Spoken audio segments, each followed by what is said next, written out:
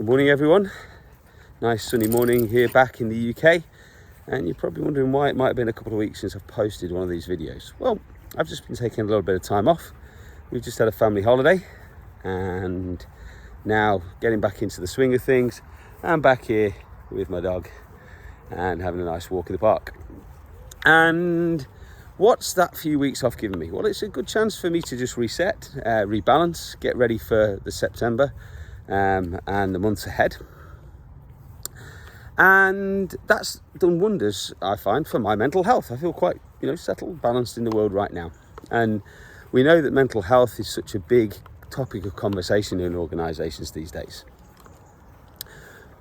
But here's the conversation that I often find myself having as well, and that is an invitation to leaders to look at how they create the space for mental health to be accepted, understood, and used as an opportunity for positive advantage for teams in the way that they work. Now, that can be a real challenge for some leaders because obviously they have objectives, they have things that they're looking to achieve. Their leadership asks questions of them to get things done, and that can feel really sort of challenging sometimes for those people in order to, how do I balance it out? And here's a few tips that I often share, or people have actually shared with me, of how they create space for their teams to feel like mental health is just part of the working world, and it's something that's an asset for all of us if we have the strength to be able to take it on. So tip number one, the time and the space for mental health, and for people to actually positively find balance again in themselves when they feel those mental health challenges.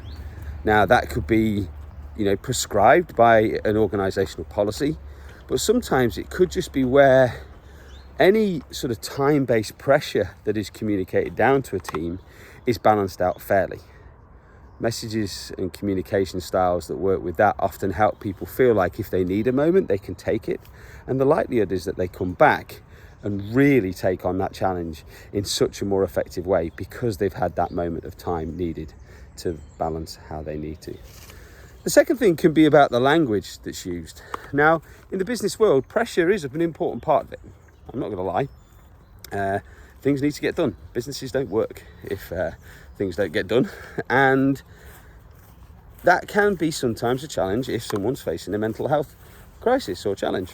Now, what I would say in these moments is looking at the language used, the way things are positioned and framed for people can really help balance that out and help people feel like they can take it on from their strongest position possible. So there's just a couple of tips. One, think of the time that you create for people, whether it's appropriate and balanced, but also think about the words that are used and the way things are positioned and framed.